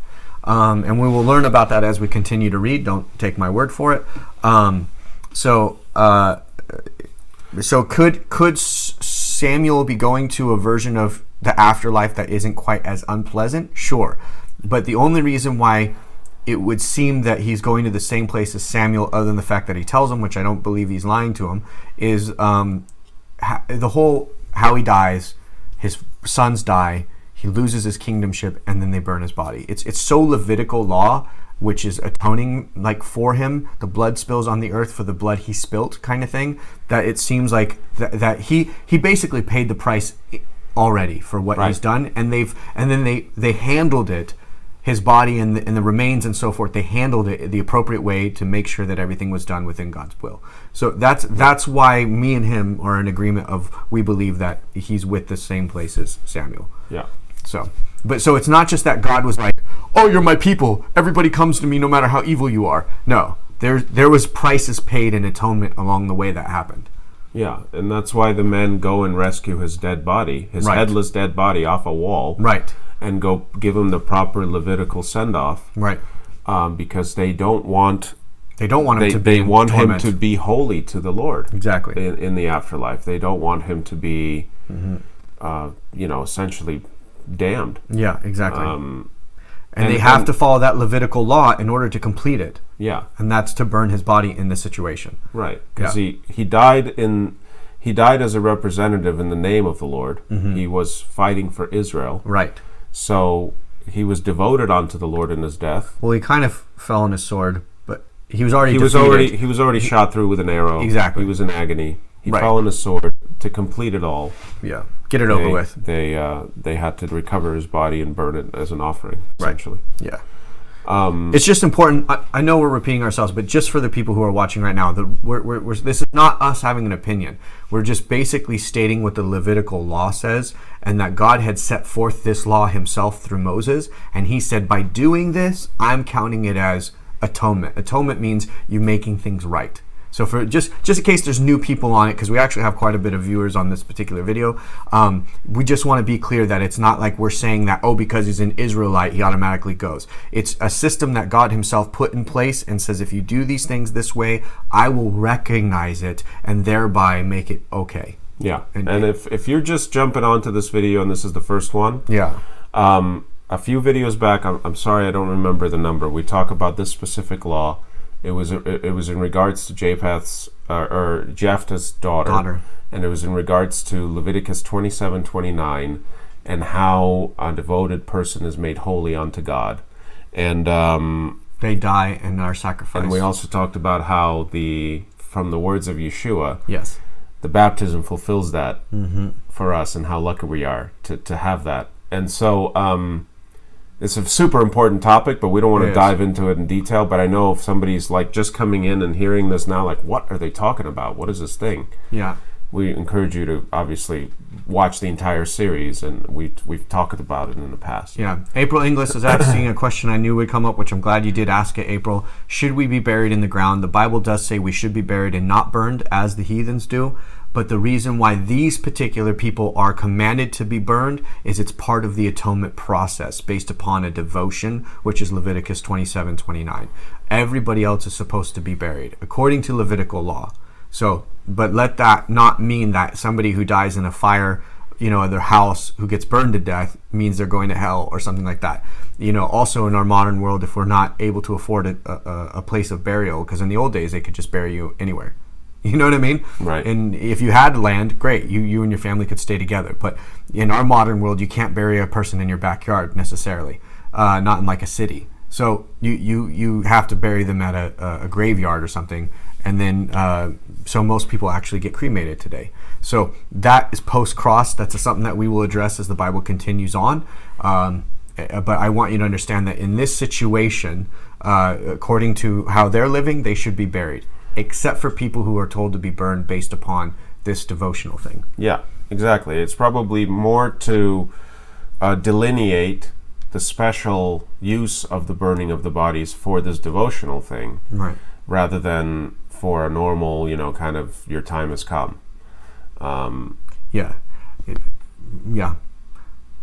Hopefully that makes sense. One is a person just died. One is somebody is being devoted onto the Lord. Yeah. Two different things. Right. And no, not everybody should be necessarily devoted onto the Lord. It's more of like a it's a heavy duty thing, and it's not something that every single person has to do. Yeah, like for example, Samuel didn't have to be. He was probably buried. Moses, we know they didn't burn his body. Right, they fought over his body, and the angels took it. Exactly. Right. So there's Yeah. There's a reason why he tells them for a normal death, bury them.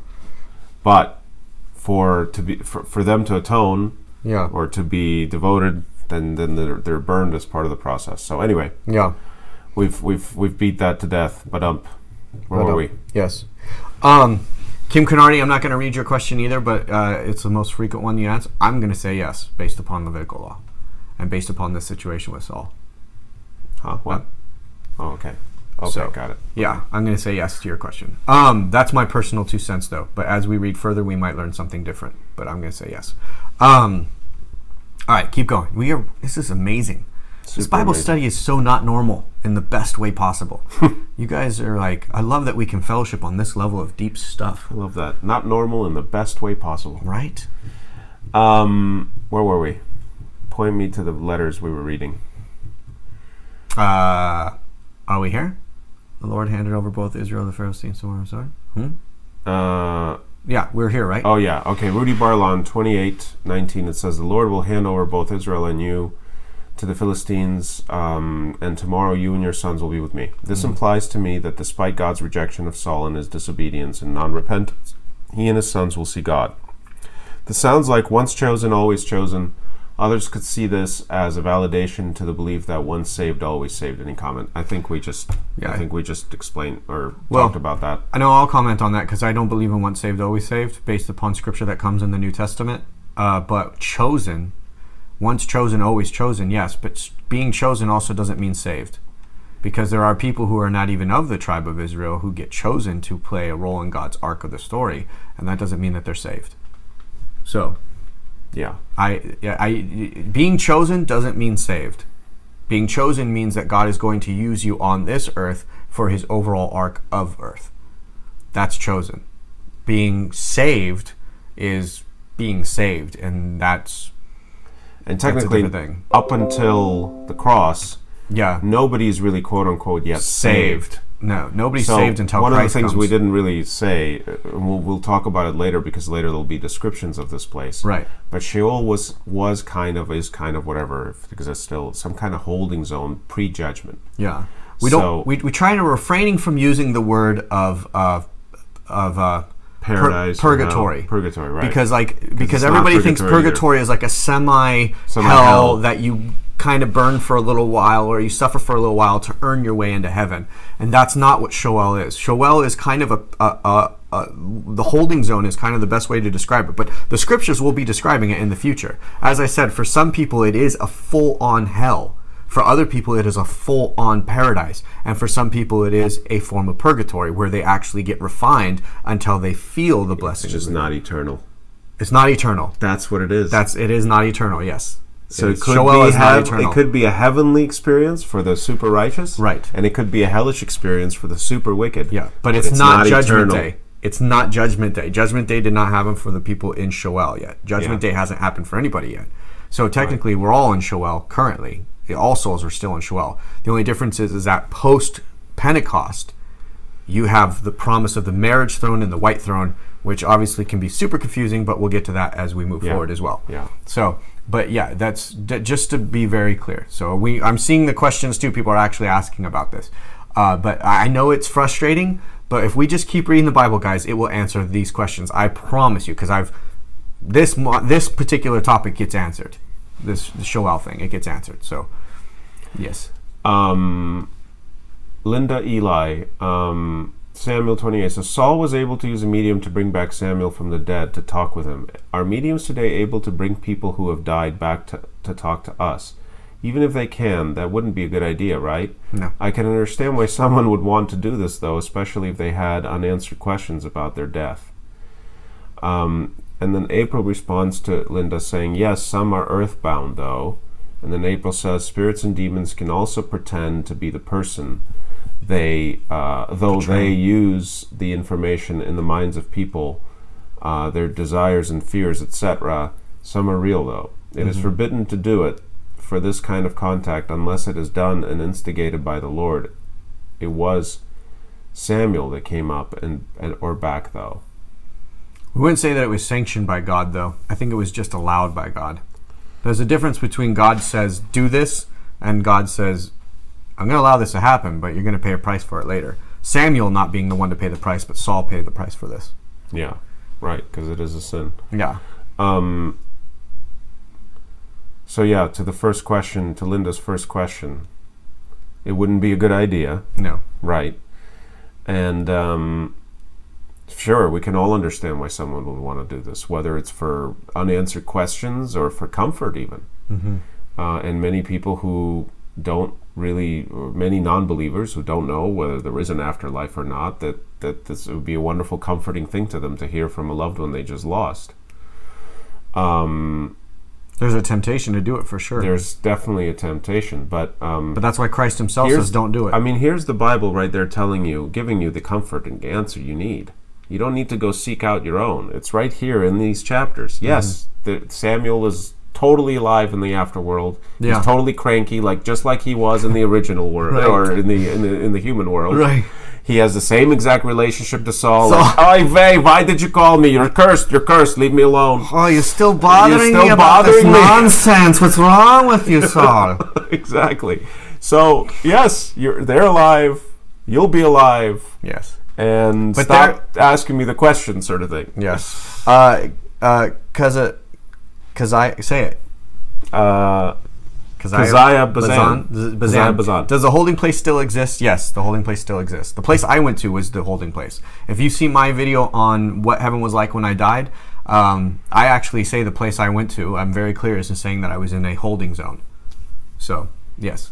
It definitely is. I knew if I used the word Sheol, nobody would understand. One of the main wonderful things about your ministry is that God allowed. You can say the God. I meant to say God. You just wanted a mic drop. I just claiming the God. Okay. No. Well, the only God. Hallelujah. He has obviously not only allowed you to come back in your human form, and you're not as a spirit, thankfully, but to bring knowledge of the other side. Right. So.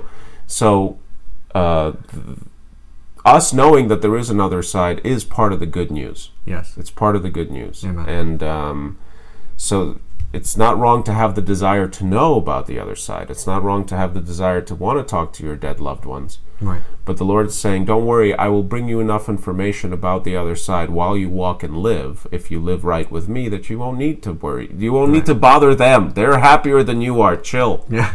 They're having a good old time. Yeah. Praise the Lord. Be it so. May it be the Lord's will. All right, next one. What do we got? Are we at Linda? Or we just did Linda? We just did Linda. Now we're in Samuel 29. Nudi Barlan in chapter 29, 4 through 11. I think it is providential that the commanders, rulers of the Philistines' army do not approve of David joining them when they were going to fight the Israelite army. Otherwise, David would have been caught between a rock and a hard place. I think it was definitely God intervention. And what did God, totally what happened when David did go and was ready to go fight against the Israelites? He just wanted to he was like, okay, my new life is now I live with the Philistines, and I'll go to... He was ready to go to battle for his king. I don't think so. The Philistine king. I thought he was kind of worried. I thought maybe I might be wrong.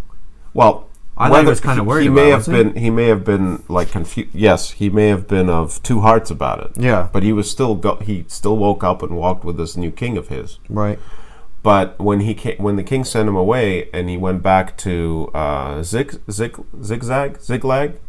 yeah. Ziklag, it had been burnt and raided, and everybody's families and his women got taken. Yeah, and sons and children. Everybody was taken, and the place was burnt. So. There's a little bit of a wake-up call to David even. What were you doing exactly going with the Philistine king? What are you doing?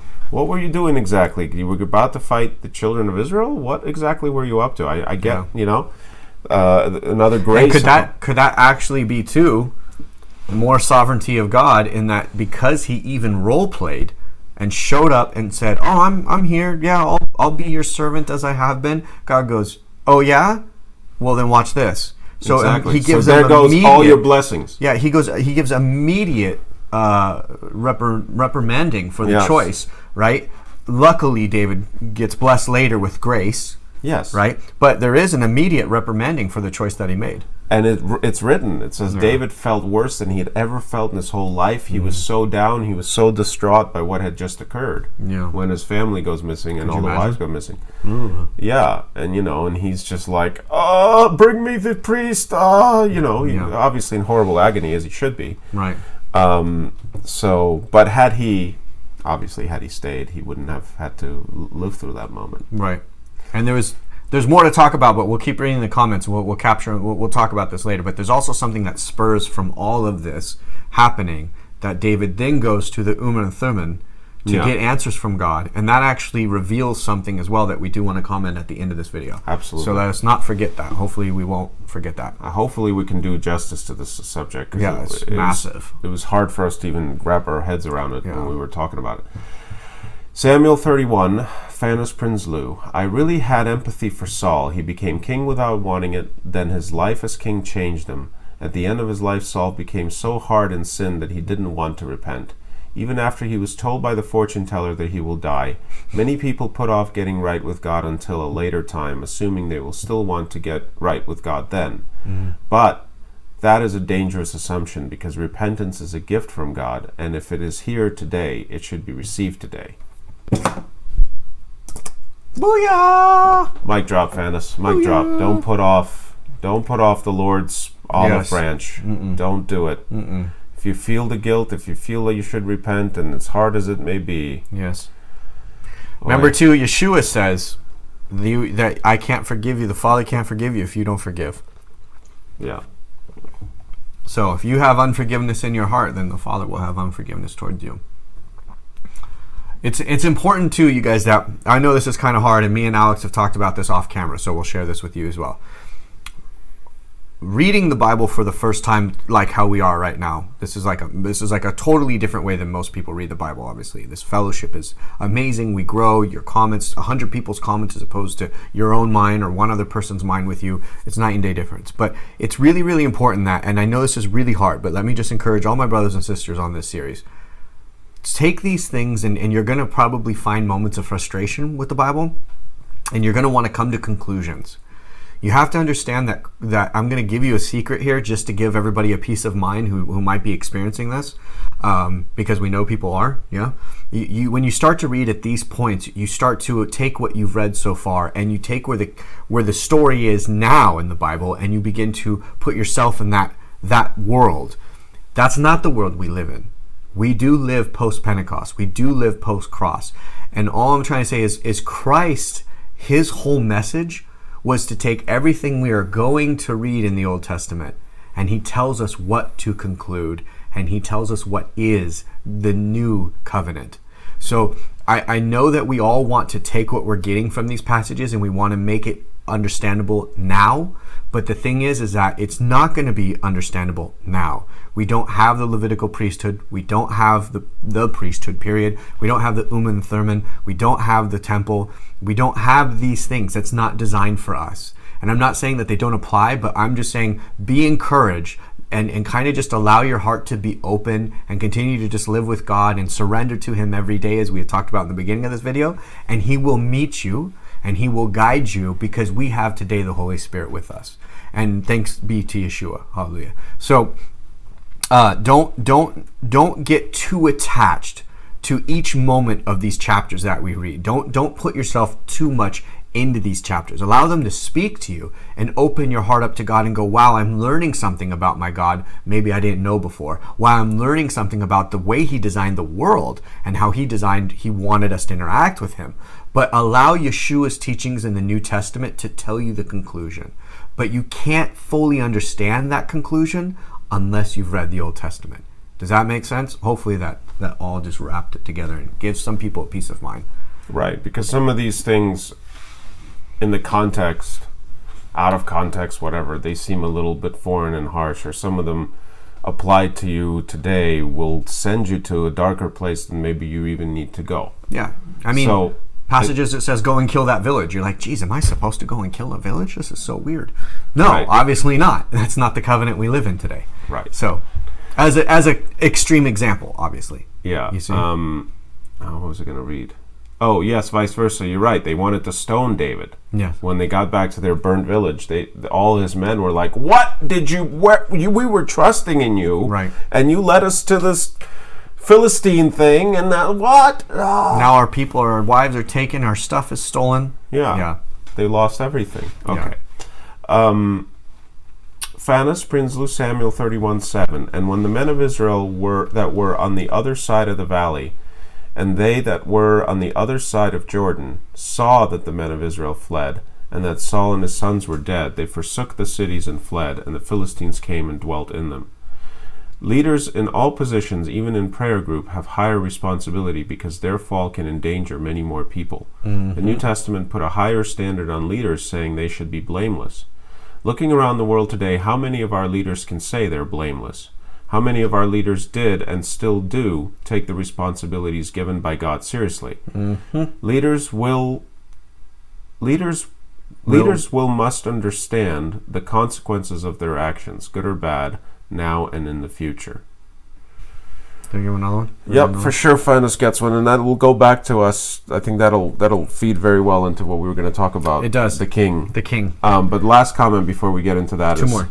Or that's a prayer request. Oh, okay. Let's do comments. Yeah. Kim Canardi said, Samuel 31:11. And when the inhabitants of Jabesh Gilead heard of that which the Philistines had done to Saul, I looked up who the people of Jabesh Gilead were, and they were in the first community saved by Saul after he's made king in Samuel 11. Oh, that was kindness. Bam. That's awesome. You see this? That's awesome. The genius of the Bible like this and the way that everything works, it's like no way a human could just write this stuff. Yeah. It's too brilliant. It's too great. And you know, yeah. It actually shows that the people still loved Saul. Yes. They loved him. He wasn't.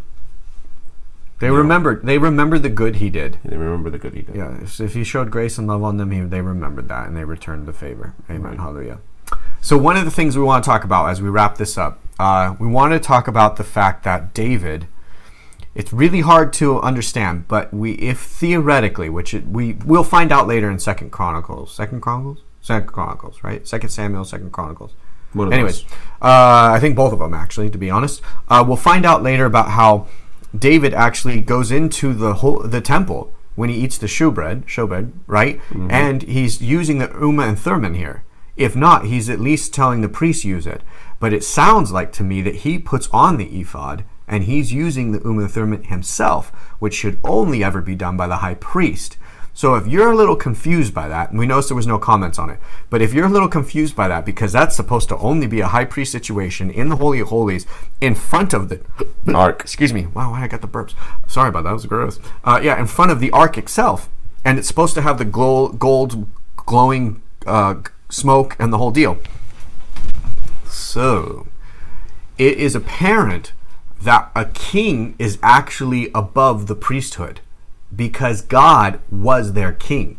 He was their leader. So the king is actually somebody who is now the authority liaison, the authority of God, governmental kingliness, basically, on earth. He's a stand-in. He's a stand-in for God. And that's what the Israelites asked for. Exactly. And that's also what broke God's heart so much and why I guess he gave them Saul to have real drama. Quick, just how can a king be a king? Right. If the priest, sorry guys, or the temple, how can a king be a king if the priest or the temple had more authority than he? Right. Then he wouldn't be a king. He would just be like a secretary of state or something. Exactly. Right? Or a judge. Yep. But for a king to be a king, he had to be sovereign, which means his words are law. Are law. That's the thing too. If you think about it, what does a king create? What does a king decide? Law. He's also above the law, right? The only person who can come and basically convict the king would be a prophet and hope that the king's heart would be open to the conviction for him to repent. But that doesn't mean that a prophet would come and be like, grab the king off with his head. Like, that doesn't happen because he's king. The prophet would actually get to speak, unfortunately, would get to speak at the mercy of the king. Right. If the prophet came to the king and told him something the king doesn't like, the king could call his guards and chop the prophet's head off. Now, of course, God wouldn't appreciate that whatsoever. Right. But there would be no consequences. There would be no legal consequences from anybody in Israel against this king. Yes, and here's a great question, Kim Canardi. But then why was it wrong for Saul? This is a good question. But what Saul was doing was he was performing a ritual that hadn't been given onto him. So that's the other thing that is confusing about David. If Saul was what was commanded though to wait for Samuel. That was the other thing. He was commanded to wait for Samuel. David wasn't commanded to not use the and Thummim. When he did the animal sacrifice. Oh, well, he didn't. His whole fall came because he didn't wait for Samuel. Yeah, because specifically for that was prophesied to him what would happen. Right. And he was told to, and Samuel would be the one that would come and sacrifice. Yeah. He basically was eager, and he acted early and didn't wait for Samuel. I know what the problem is. It's not that the king was above the law by Levitical law, by God's standards. Yeah. Right? The king would still have to pay God if he had sinned. He was just above the construct of the legal system of Israel, right? So Saul said, I will now sacrifice the thing. And he did. Mm-hmm. And then all Samuel could do was come to him and say, God will now destroy you. Right. But Samuel couldn't pick up a sword and destroy the king. Right. And that's my point. Yeah. Is that and David does make mistakes, and he does pay the price for it. Yes. So we're not saying that he's above the law in the sense that not above the law of God. We're saying that he's above the governmental law. Like, if he says every person shall have only 12 horses at max, well, he can have 100 horses if he wants. That's what we're saying. That's governmental law, right? He's above that, but not necessarily Levitical law. Except for this thing that he's, I guess, allowed to basically interact with temple devices, it seems. It seems also that, by the time David goes to eat the showbread, he's actually eating it out of the hands of the priests that have been dethroned. Priests that have been rejected and excommunicated, because these are the sons of Eli. Exactly. See, Irina Katie is agreeing with you. She's saying it's because God knew all Levites would be killed, so he used kings. Right. Not all Levites were king, but all Levites in the Aaronic line, in right. the line of Aaron, the original high priest, exactly. were killed. And by that point, by the way, they're all... Well, no, Abiathar is still alive. He's the last one. He's with David, and that's who David tells to go bring the ephod. Right. But my point is that the tabernacle had ceased giving the blessings. Yeah. Because the Israelites took it so lightly. Mm-hmm. It had also ceased delving the punishment and making itself as holy as it should be. You know, it's like it wasn't holy. It wasn't holy as much. So, like, the function of its holiness was also the massiveness of the blessing and protection of Israel. And as they didn't regard its holiness, the blessing and protection ceased, but the holiness also diminished. So if somebody could walk into the tabernacle and not get blown up, the reason why we're bringing this up, not because of right now. We're going to read later in Kings about certain things that people do in the temple that are going to go like, wait a second, why weren't they lightning bolted immediately? Exactly. Like, why David should have been killed from eating the showbread. That's the first thing that's already showed up in the Bible. Is there's this weird thing that's happening where David goes into the tabernacle at the time, because there was no temple, of the high, like the one, and it's a knob, and then and he doesn't die. And Kim Canardi, by the way, I totally agree with you. Samuel 37 in the Bible doesn't state that David used the and Thummim, but there was a priest there who did on his behalf. I agree actually with that, but it does actually say that David took the ephod and then he used the and Thummim, at least in the translation we looked at. But I agree with you that I'm thinking the same thing, that it couldn't be the case. However, we're going to see later on, though, that some things like this happen and they don't die. And to basically put in more of a layman's words what my brother here was saying is that remember this, you guys. Aaron's two sons add a tiny little twist when the tabernacle is built, and they both die like pretty immediately, right? They're both put to death immediately because they changed one thing that they weren't supposed to add. They did something that wasn't of God, right? Right. Now all of a sudden, you got this ephod being carried around. You got multiple ephods all over the country. You have them doing this and that. People are worshiping different ephods, which is basically another word for idols. Then you have David, if he grabs the ephod and he wears it and he's doing the and Thummim, you're just like, man, what is going on here? Like, everything doesn't make sense. And then you notice the Levitical the Aaron bloodline is no longer the priest. Like, before, when one tiny mistake was made, when Moses was around, those people died so that the blessing could stay on the people. Now, God's just like, just do one thing right. Could you just do one thing right so I could bless you?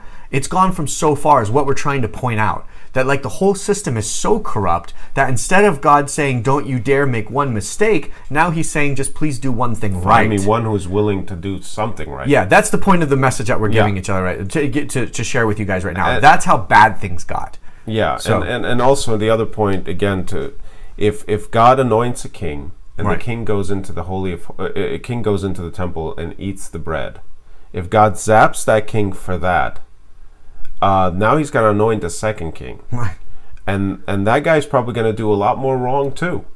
You know, it's like, okay, so you zapped him for eating the bread, but then the fact that he taxed the Israelites to death, or he went and raided some village and killed a bunch of everybody, that's okay. But he touched your bread and you blew him up, right? That's why it lost its ability to function cohesively. Whereas before, God was king, and he said, you run everything by my law. That includes keeping this super duper holy. Right. And then I'll be the greatest king you'll ever imagine. Right. Well, they didn't stick with that very long. And they went astray, and that's when the whole thing just started to just crumble. And, yeah. But there's one more thing to say about kings, though, because by allowing for the king to kind of become now the measure by which the entire nation is judged or blessed, and blessed, judged or blessed, both. Yeah. I'm not Cursed saying or blessed. I'm not correcting him. I'm agreeing. Yeah. So now the king takes the place of being the representative of the people. Law-wise. So if the king does right and causes the people to do right, the blessing returns. Right. But if the king does wrong and causes the people to stumble, the curse comes. Exactly. And as somebody had commented, which was Fanus, he's saying, this is like, when you're in leadership, you're held at a far level of accountability because your mistakes affect everybody. Whereas if you're just a normal Joe and you make a mistake, it affects you. Maybe your family and your friends, but really it affects you. But when you're king or you're high priest or you're in this leadership position, it's like, oh man, now there's like a falling away, or there's a curse, or there's like unpleasantness, or the absence of God, let's just say, is enough curse for anybody to leave.